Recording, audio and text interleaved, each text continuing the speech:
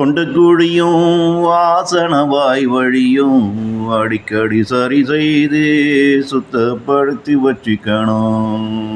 சரியானத உண்டு கழிவை சரியாக வெளிப்படுத்தி வாழ்பவன் யாருக்குமே நோய் நொடிக்கிட்டே அது வராது. தொண்டக்குழியும் ஆசனவாய் வழியும் அடிக்கடி சரி செய்து சுத்தப்படுத்தி வச்சுக்கணும்.